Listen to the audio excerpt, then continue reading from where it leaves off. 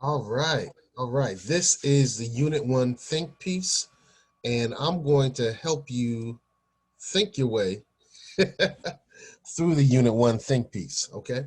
So if we look at number 1, all right, explain the difference between 4 times 2 and 4 square. Well, this is 4 square.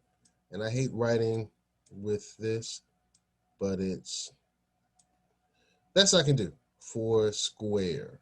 All right. So one is 4 times 2, and the other is 4 square. So 4 times 2 is 4 times. Now I'm going to use the x. We normally don't use the x. And 4 times 2 equals 8. In high school, we don't use the x. We actually use a dot. So just imagine that's a dot. So that's 4 times 2 equals 8. However, 4 square, 4 square is really 4 times, remember we're using the dot, 4, which is 16. So what's the difference? Well, you can either have $8 and $16. Which would you have? I'd rather have the 16. Hopefully you would as well. Okay, so that takes care of number 1. That kind of gives you an idea of how you can solve number 1. All right. All right. I'm not going to leave the answer up there. Nope. You have to write it down yourself. Let me show you how we're also going to solve the second problem. Okay. All right. So, which equation correctly represents the distributive property? Distributive property. So, let me give you an idea of what the distributive property is going to be like. Okay. So let's say I have a 2.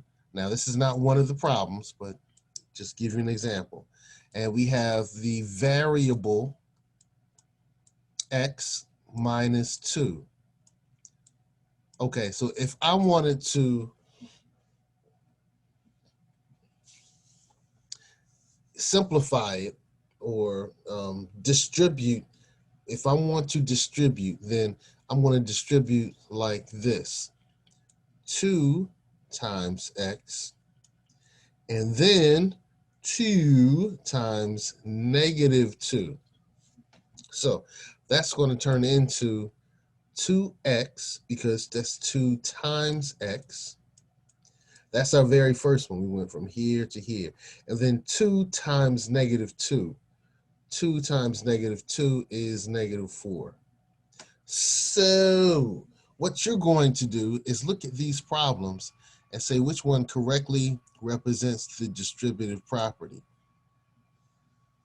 So if I were to look at 3 times x and then 3 times 4, and that's a positive 4, would I end up with this? Would I end up with this? All right, let me give you a little simple answer. Nope. Nope, wouldn't end up with that one. All right. All right. If I did this, 3x and 3 times 4, would I end up with that? Would 3 times 4 equal a positive 7? Hmm. What's your answer? What's your answer? Okay. I'm not going to give you the correct answer. I'm going to just give you the way to work it out. Work it out. So in this case, we're going to go with 3 times x, which would be 3x. I'm just helping you out.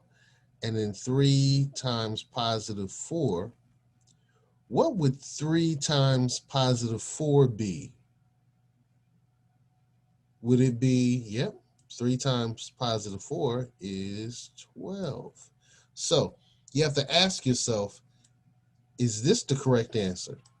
That might be the correct answer. Let's see. Let's look at D. Let's look at D. So 3x and then 3 times 4. All right. So if I did that, if I multiplied 3 times x, that would give me 3x. And 3 times positive 4 would give me 12.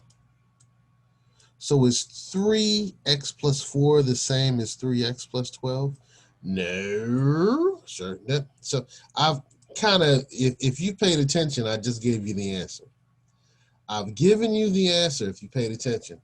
So what you're going to do is you're going to look at the first part. You're going to look at the very first part. All right. This part here. And see if it matches this part here. And if it doesn't, you're just going to X that baby out. You know, you're going to slash the trash, as you've probably heard before, slash the trash. All right, so let's do this one. Let's do combine like terms. Combine like terms. Well, I see two families. Tenemos dos familias. All right, we have the X family or the variable family. All right, there's another part of the variable family. And we also have the numeric or constant family. We're going to call them the constant family, okay? So this will be the constant family.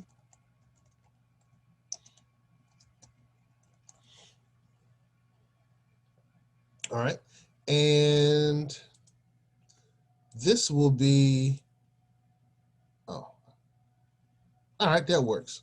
We'll do that, the constant family. And now we're going to do the variable family. All right, so we have the variables on the left. We have the constant family on the right. Okay, so now that we have that, we're going to bring down the negative 3x because that's part of the variable family. We're going to bring down the negative 3x, negative 3x. And from right here, it comes down. And we're going to bring down the negative x. So negative 3x minus x. If you see an x by itself, there's really a hidden 1 in front of it. And from the variable family, we're going to bring, okay, the positive 5. And I'm just going to write the positive 5, the positive sign in front of it, minus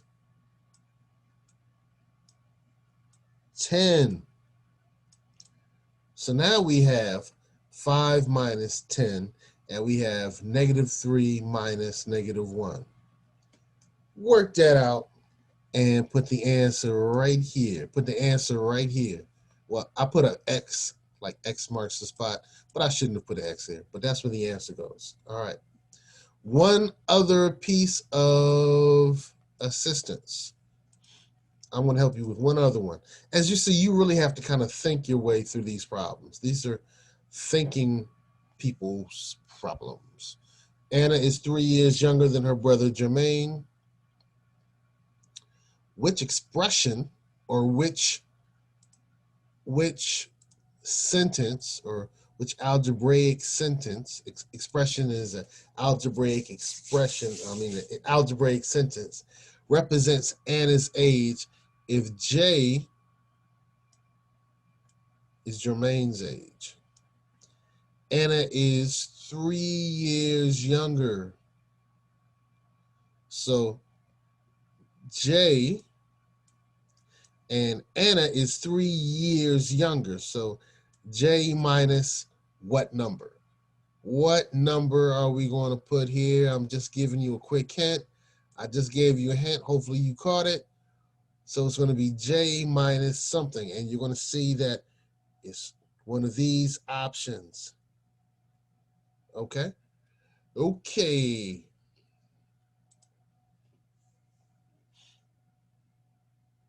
And you know how to do this.